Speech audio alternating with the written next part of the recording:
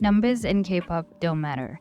So it seems every week or so, every comeback, every debut, one or another K-pop group is breaking records. This has led to a couple of questions like how genuine are these numbers and how genuine are these records?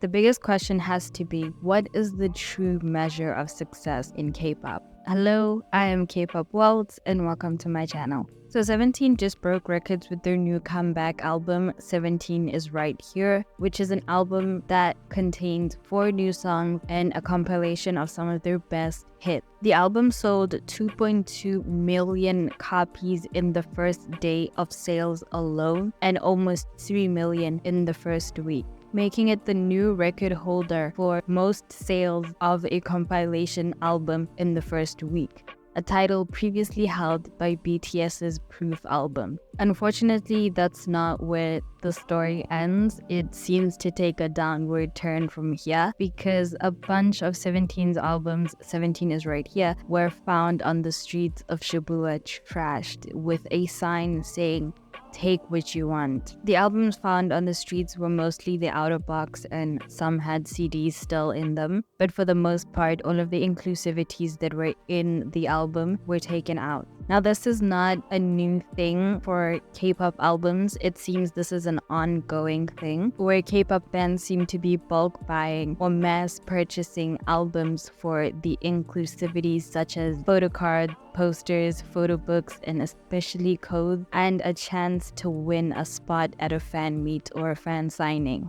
Bulk buying and mass streaming seems to have become a norm in K-pop. Anything to boost sales numbers, anything to boost streaming numbers seems to be a normal thing that K-pop fans will do to support their favorite groups in order to see them chart better. This has led netizens to believe that there might be chart manipulations and payola being used to boost numbers even more. In the modern age of technology, most artists have moved on to selling albums more digitally and not physically anymore.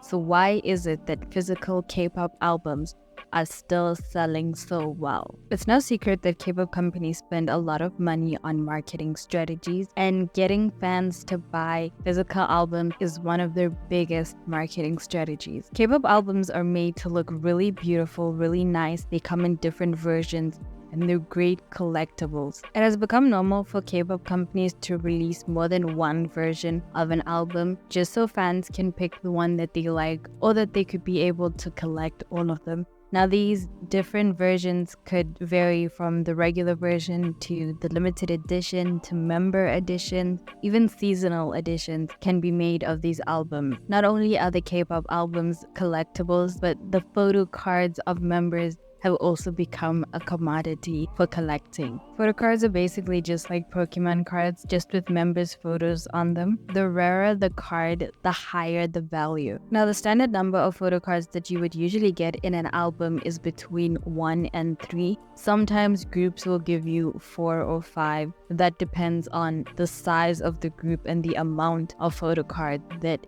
have been produced. K-pop companies seem to have taken advantage of the fact that fans enjoy collecting photo cards, and they seem to be making more and more photo cards for albums and for comebacks.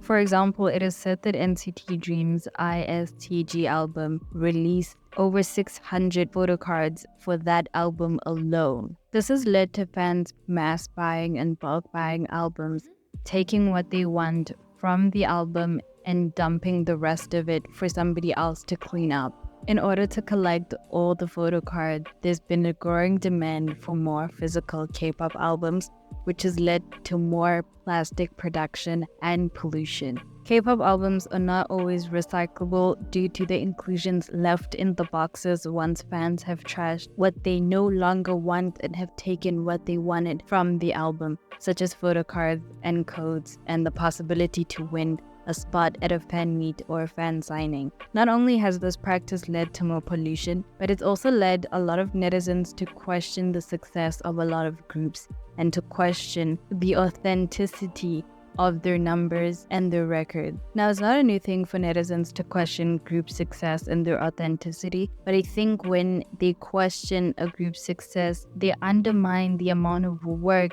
and the quality of music and the effort that gets put into these albums, because all of them are being trashed just because fans want photocards and a chance at a fan meeting. In a society that's constantly changing to be more eco-friendly, it has to be said that K-pop needs to change to become more eco-friendly and sustainable. So there are companies and groups that have initiated a more eco-friendly approach to releasing albums. Groups like SF9, Viction Weekly, AB6, and even Blackpink have released albums that are biodegradable and use soybean oil ink in order to make it more friendly towards the environment. Even J-Hope from BTS released his Jack in the Box album digitally as opposed to physically. I think going digital for K-pop albums makes the most sense, but the beauty and the creativity that goes into creating a physical K-pop album that makes it collectible would probably be lost.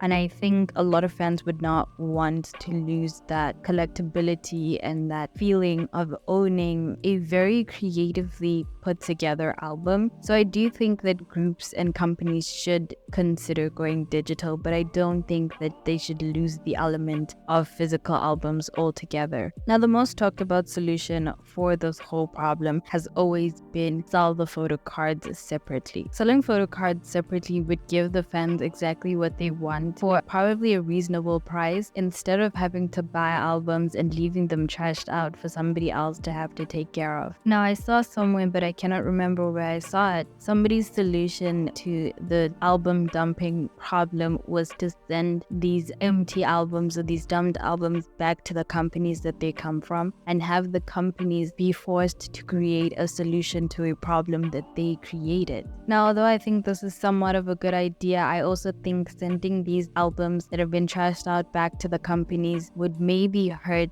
the idols that put in effort and work to make them. So I don't know how I feel about this solution, but it could work because it definitely would force companies to create a solution, because you don't want trash on your property every single comeback. Now, the truth is K-pop is a business. We all know that. It's always been about money. It's always been about profit. And selling photo cards with the album and selling very few while creating a lot has helped with album sales, and it has inflated the numbers very highly. This leads me to believe that companies will probably not be selling photo cards separately from albums anytime soon.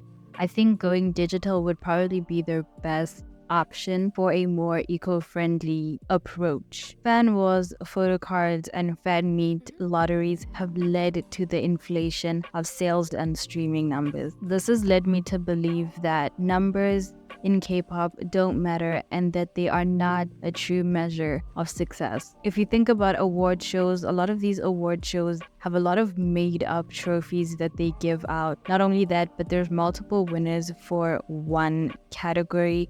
Now, obviously, this could just be a thing that they've always done, but it also has kind of led to a lot of questioning in terms of, do these trophies even matter? Do these trophies signify success for a K-pop group? Because there's a lot of K-pop groups that haven't won very big awards or a lot of awards, but have managed to keep a very successful career and a successful group. The success of a group is usually categorized by multiple things such as music chart performance, awards, the fan base size, global recognition, concert and tour attendance, media attention and public recognition, artistic growth and innovation, and especially longevity and sustainability. Those things factor in when talking about a successful K-pop group. I think artistic growth, innovation, longevity, and sustainability are probably, for me, the most important factors when it comes to talking about a successful K-pop group.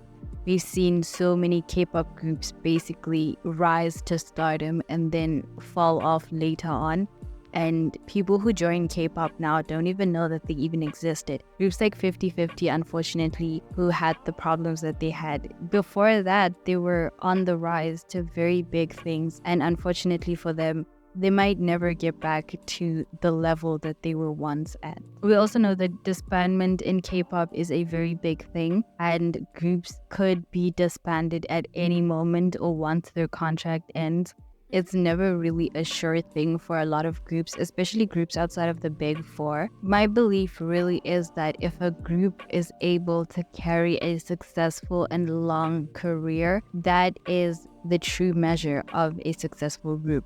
As opposed to having high numbers, high streams, I think as long as you have fans who are willing to support you and be there for you, who are willing to attend your concerts and tours, that is the mark of a successful group. Not high inflated numbers, not all these music show awards, because we've seen that these music shows, there's something going on behind the scenes where numbers get played around with. We've seen controversies such as Le Seraphim versus singer Im Yang Woong. So I really don't think that those things such as music show awards should really be the measure of success. I think groups being able to make really good music and keep a loyal fan base should matter when it comes to the conversation of a successful K-pop group. Because at the end of the day, K-pop is a business and these companies will do anything for profit.